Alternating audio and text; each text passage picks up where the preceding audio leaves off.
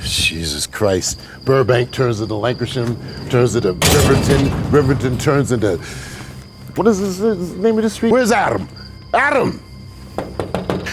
Anyway, hey. Tony Todd is one of the most beloved and iconic living actors working in the genre today.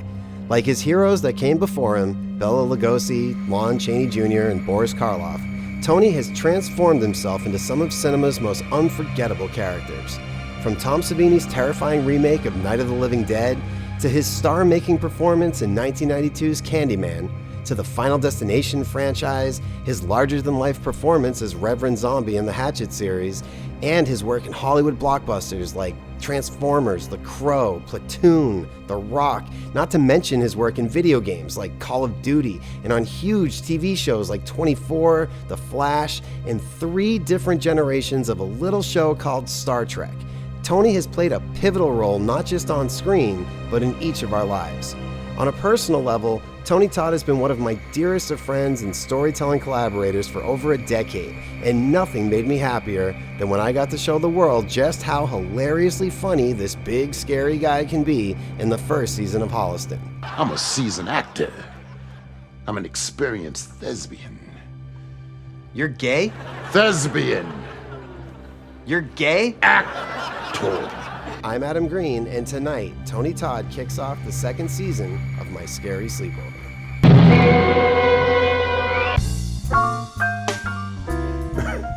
Where's Adam at? Wow, this guy. Hi! I am so sorry that I'm late. What's up, man? I didn't think that you got you would. in the bag. Oh, sorry. Good. Aaron, come on, get out of the bag. Go. How are you? What's up, man? How are you? I can't believe you got here Thank before you for me. finally me getting here. I had to get all the snacks and stuff. We got Kool-Aid. We got Twizzlers. It's like it's a lot of good stuff. I probably should have gotten like some dinner, but No, it's okay. I had 5 Big Macs before I came over. 5. Don't mind. We could share some cold fries. How about that? Cold fries. There's like 2 little pieces of like wilted lettuce and some bread if you want that. Okay. Yeah, there you go. Just help yourself. Help yourself. That's why I didn't bring the 5 that I had. Now you have a lot of eye candy in here. This is some really cool stuff. I have like this miniature from Frozen. Yeah. Wow. Yeah. And then the coffin. Tell me about this coffin. The coffin. Wow. Now this would be a cool place to sleep, man. You know what I'm saying? Well. Have you done it? You've done it. You got a blanket and a comforter in here. You slept in here. You slept in here. I hear you. Well, it's foam. No, not this part. It's kind of hard. But it smells really rubbery, doesn't it? That's what the afterlife smells like. Rubbers? You didn't see any stains or anything in there? Yes. There's two brown stains on the bottom of it, but I don't think I just put that pillow on my face. Sorry about that. I should have told you that beforehand. Come on. Oh, my man. Hey, you know what? You got a whole bunch of Sharpies in there, and I'm gonna just take this one, okay? Because you never know when you need another Sharpie. Business I'm in and stuff. You know you don't mind. You know, I'll sign something for you before I go, okay? Oh, you know what? Can you sign my dog? No, I won't sign the dog, but I'll sign the popcorn. You're almost the best. Horror always. What's my last name? Todd. Thank you. There you go. I do want to say though, the only 2 friends of mine that have ever like taken things like that are you and Sid Haig. Oh, like 2 of the most successful people I know. He took it. Did he try to take one of the statues? Actually, Sid stole Axel the mechanical cat from Holliston. How do you have that? I stole it. Why would you steal that? Well, I needed a memento from, doing the show. Adam, look at those pajamas you got on. Hmm? Let me hear your best Darth Vader voice. Come on. Best Darth Vader? Yeah, come on. Impressive. Most impressive. Do you have a cape on that too? Yes. I came with a cape. That's great. Say it again. Good. Impressive. Most impressive. I got these extra packs when I went to McDonald's. She said, how many ketchups do you want? I said, 16. She was like, can you give me 16? I said, well, give me 7. So I ate 3 of them outside, and I got 3 here. So help yourself, my friend. Oh, for the popcorn. Yeah. I thought you were literally just I was gonna actually eat going to put ketchup. the Twizzlers on it. Yeah? Yeah. Twizzlers You're not really and going to ketchup? do that. You watch this. Twizzlers and ketchup. Wow. You're not Canadian. That was really disgusting, though. Oh, okay, good. All right. I was like, if that was real.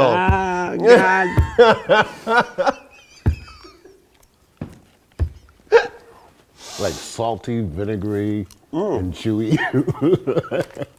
I don't remember who I was explaining this to the other day, but somebody was asking about, instead of the usual, what was it like working with Tony Todd or Kane Hodder or whatever? It was like, what have you learned since you act as well? What have you learned from these guys that you grew up idolizing? And the story I told was how, and I watched you do it, I mean, every time we've worked together, but on Holliston specifically, how before we're actually going to roll, you will try everything. Every prop that's near you on the table, you'll pick it up, you'll touch it, you'll do, like, no fear at all. That ends up with Twizzlers and ketchup, yeah. Sure. No, I think a large part of it comes to being an only kid. And when you're an only kid and you're poor, you don't get everything you ask for Christmas. You have to make it precious. Like, I remember when I got my first Monopoly game set, okay? And I'm an only kid, so, like, I got a win-win situation. I can play, roll, make deals with myself, You really played Monopoly by yourself? Yeah, I sure did. And then Did you ever lose? Never, which made me feel special. And then I got one of those slot racing set, again, by myself, which is harder because you got one hand's doing this, but that sort of led me to the sense of adventure, and of course, good old comic books. I mean, that just fueled every imaginative thing. Usually, what I'll do is I'll pick 2 movies of whichever friend is doing the sleepover, 2 movies that I love, and then have them pick which one we're going to watch and explain why. But instead of picking your own movies, that's great. Especially because recently I've been on a kick watching like every Universal movie again. Because I mean, I don't know if enough people realize that the whole German impressionist like using shadow like that started in America, at least, with a lot of these Universal movies where they really knew how to use shadow and shooting in black and white. And like I've been studying that a lot. You ever seen the Spanish version of Dracula that was made at the same time? No, I haven't seen it, but I've read about it a lot. Oh, you gotta see it. Shot on the same set at night. Some people say it may be even more atmospheric. I wonder if it's, no, I don't think it is. But okay. But I remember you saying how when I was like, all right, so who was your idol? Who was the actor that you looked up to so much? And I can't remember if it was Karloff or Lugosi.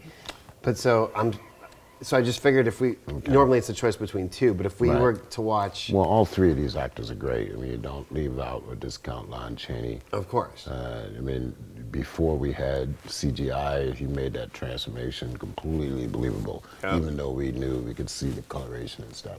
It didn't matter. It didn't matter. Pick one. If I had to pick, if you had the Spanish version of Dracula, not that I don't love Bella. But I don't have that. Yeah, you might. I think this might be on here. I don't think I do. Yes, sir, you do. Really? Includes the original Spanish version of Dracula. See? Which was shot at the same testing time. you. You have wait, my Darth Vader thing, hold on. Impressive. Impressive. You've chosen wisely. I don't think he ever says that. Chosen wisely. See, now, I know he looks a little bit like he's constipated, where he kind of did that, but there's something about the atmosphere. You never want a constipated Dracula, but there's something about the atmosphere. That's why he needs to drink so much blood. Yeah. It's the iron. But it's, again, the use of shadows, and even though there's shadows playing over the faces, to me, I find that fascinating. And then the lighting through the candles and the reflection in this candle over here. Put yourself in this man's head. Would you, after all that's gone on, we've already seen Dracula's intentions. We see that this guy is freaked out of his mind. Would you stay there? No. This night? With all those spider webs and that slow moving door? But this set the precedent Yeah. of like, oh, the summer camp's haunted. Let's Right, go skinny exactly. dipping. Let's Like, go skinny dipping. Let's do it. What's the scariest movie you've ever seen? Just on a personal level, the movie that really just scared you so I walked bad. out of 2 movies. Martin with George Romero, and it was the razor blade stuff on the arm. I couldn't take it. So it was the gore. Yeah, just Okay. that practical, it was just too much. And the Natural Born Killers, I walked out of that. Yeah. Really? I thought, you know, obviously I love Oliver Stone. And I love that movie. Do you? I just thought it was, for me, it was too on the nose. I didn't see the separation point. And then aesthetically, Rosemary's Baby, of course. And, but that didn't scare me, I enjoyed it. You know, it gave me a release. What's the best opening line to like introduce yourself to a chick? Like what does you have moves, you got game. I have none. I have life size like kiss dolls. Do you want to come see my kiss dolls? Like that's not. No, do it in your Darth Vader voice. I have life size kiss dolls. Where can I sleep, over there? Yeah. Well, no, we'll do a whole thing. It'll be awesome. All right, cool. Can we get the movie on? Yeah. All right. So you've scared the shit out of so many people. I mean, like legitimately scared the shit out of so many people.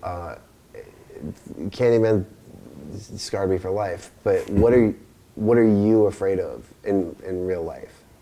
And that's kind of like the heart of the show. But like, you know, I ask everybody that. But I'm always fascinated to hear. I mean, you've entertained millions of people. You've scared millions of people. You've become part of their lives with some of these characters that you've played. But when all that's done and the lights are off and you're Tony Todd, the man, like what are you scared of? Well, I guess I'd have to go back to just basic childhood fear, man.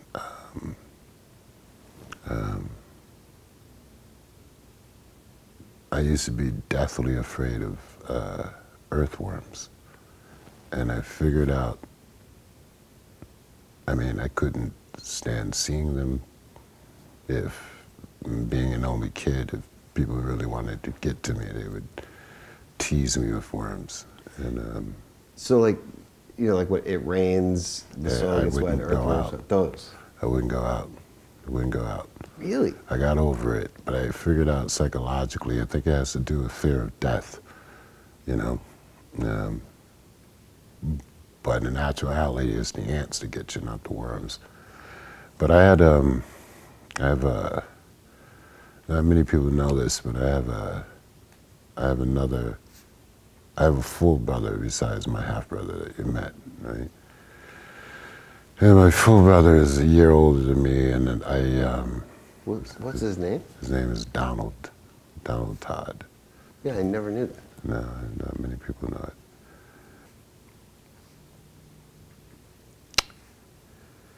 And he recently passed away, like 3 weeks ago. I'm sorry.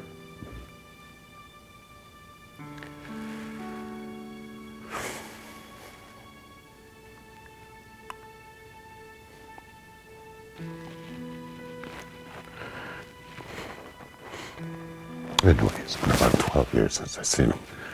The reason I bring him up, because not many people know this, but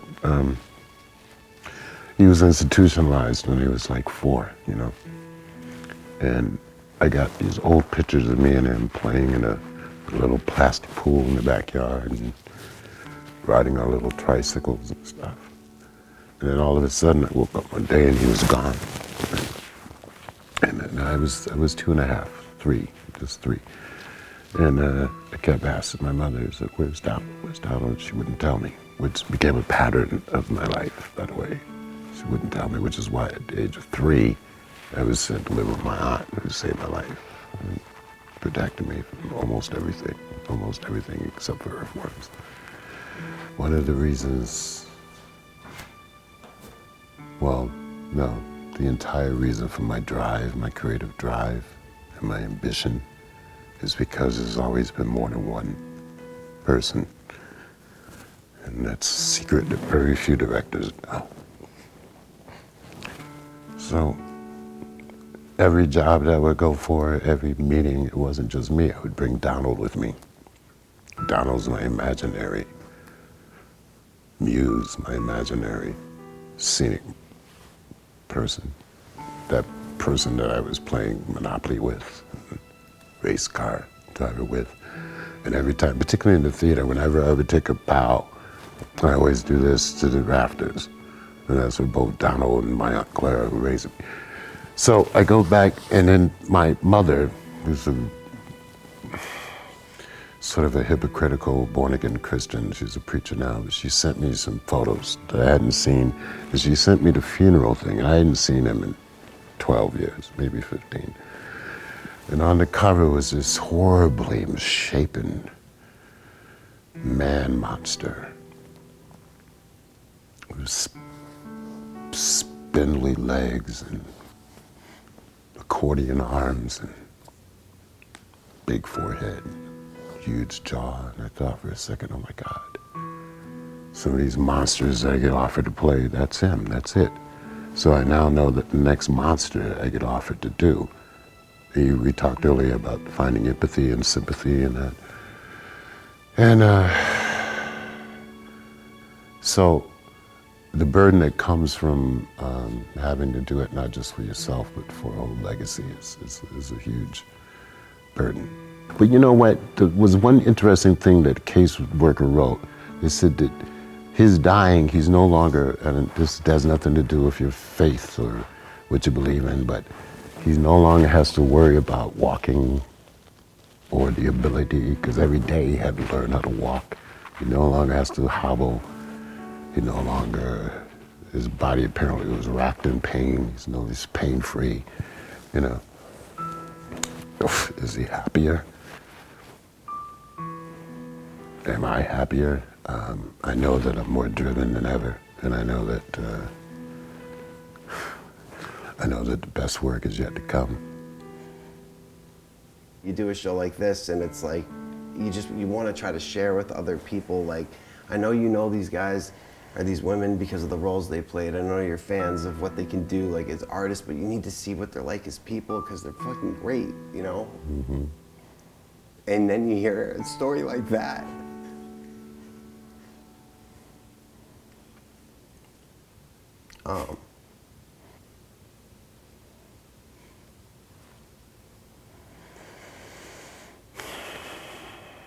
Can we stop for a second? Mm-hmm. Yeah, that's good.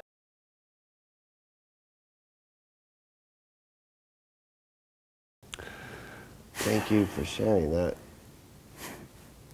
I share it all the time, anyway. Through your work. Yeah. Makes you feel like a hot chocolate, huh? Yeah. Well. But what about you, man? What really frightens you? You know, the running gag with the show is that I never quite answered or whatever. I usually relate or whatever to what people are saying, but like I guess to try to lighten the mood. And I would say this even if you weren't here, but you couldn't pay me to say Candyman in a mirror 5 times. And I've tried it Wow. when I've been alone and done it. And it's not just... Before we met? Yeah. Oh, yeah. But and I know, obviously, it's just a movie, but it's not that it's just a movie. It's what it means to me, you know. And so I literally have always been scared to do that. I mean, I don't know if I wouldn't say it's necessarily my biggest fear in life, like all day long, every day. I fear it, but it is something that I'm terrified of, and it ties into what we're talking about, being sympathetic. Well, the only way that you can face it or prove it, you know, other than getting my face tattooed on one of your body parts, which I highly don't suggest, okay? Freaks me out. So, there's a mirror in the bathroom. Why don't you just go in, get it, take it off the wall, and give it a try. How about this? Let me take the mirror out here. Oh God. Okay, So go get I the know where mirror. you are. Bring. Oh man, I'm like I spend my time creeping up behind people. Please. Go get the mirror and see what happens. Are we going to look in the mirror? Are we gonna do this? Yes, we're going to do it. Okay. Okay. Here we go. Yeah. I'm gonna look in the mirror. I'm doing this right now. All right. Do it.